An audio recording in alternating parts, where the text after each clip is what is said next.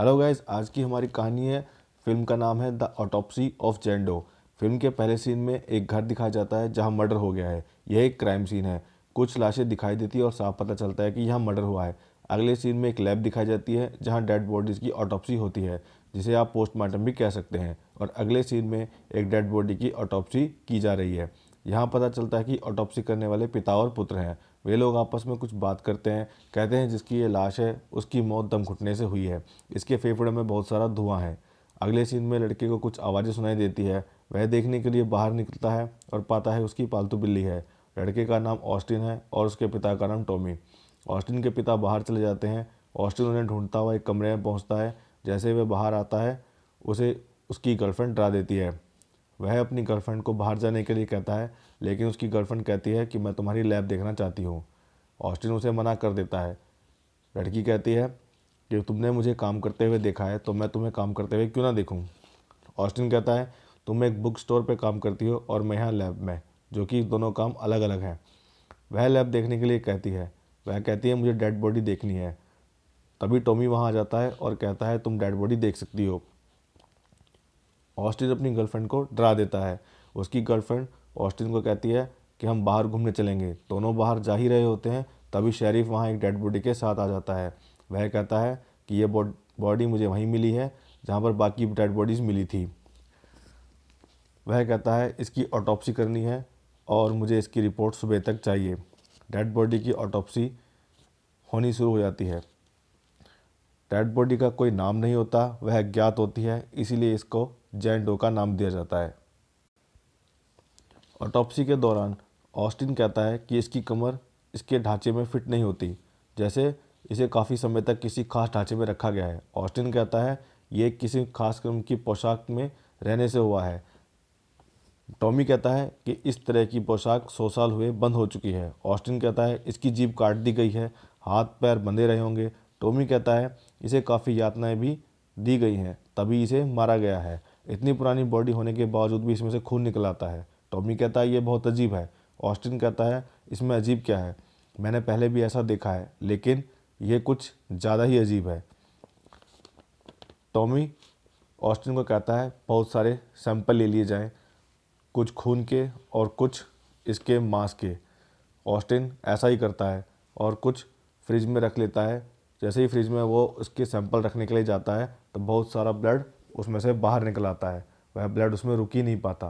Fridge में उस blood के साथ और भी कई सारा ब्लड बाहर आ जाता है और फ्रिज खुद ब खुद खुल जाता है।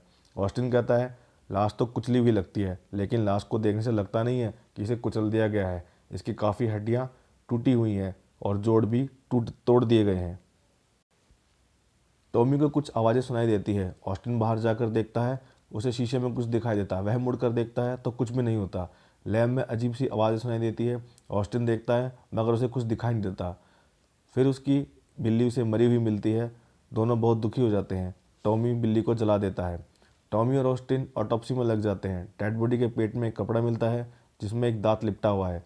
ऑस्टिन कहता है ये लाश जिसकी है उसे बहुत सारी यातनाएं तो ज़रूर दी गई हैं। जो कपड़ा पेट में मिलता है उस पर रोमन भाषा में कुछ लिखा हुआ होता है। टॉमी डेड बॉडी की स्किन को उतारता है और चौंक जाता है, क्योंकि स्किन के अंदर भी कुछ ऐसा ही लिखा हुआ है जैसा कि कपड़े में लिखा हुआ था। तभी लैब की सारी लाइटें टूट जाती हैं। लाइटें टूट जाती हैं और लैब में अंधेरा हो जाता है। ऑस्टिन और टॉमी डर जाते हैं और टॉमी कहता है कि यहाँ से बाहर चलो। लैब में अंधेरा हो जाता है। सभी लाशें गायब हो जाती हैं। सभी लाशों के ढक्कन अपने आप ही खुल जाते हैं।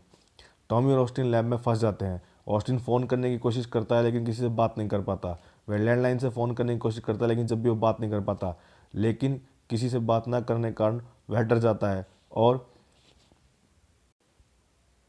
तभी ऑस्टिन दरवाजे से भागता है।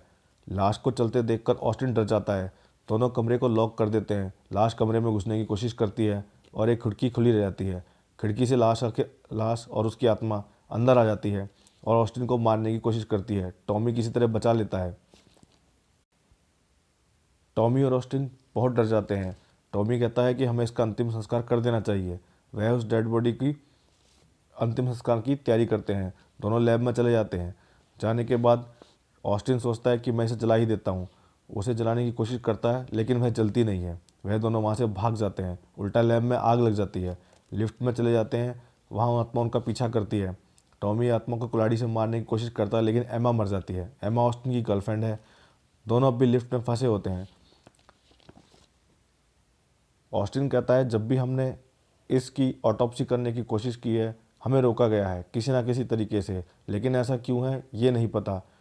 टॉमी कहता है कि जैसे तैसे करके ऑटोप्सी ख़त्म कर देते हैं। वो ऑटोप्सी करने के लिए दोबारा उसी रूम में आ जाते हैं जहाँ डेड बॉडी पड़ी होती है। ऑस्टिन माइक्रोस्कोप से उसका ब्रेन चेक करने की कोशिश करता है तो पाता है ब्रेन अभी भी काम कर रहा है। ऑस्टिन कहता है कुछ तो ऐसा है जो इसे ज़िंदा रखे हुए है, ये नहीं पता।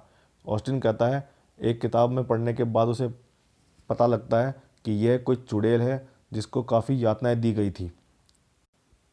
टॉमी कहता है ये चुड़ैल हमें वो दर्द देना चाहती है जो दर्द इसने महसूस किया है, हमें भी उसी दर्द को महसूस कराना चाहती है, इसीलिए हमसे इस तरह का व्यवहार कर रही है।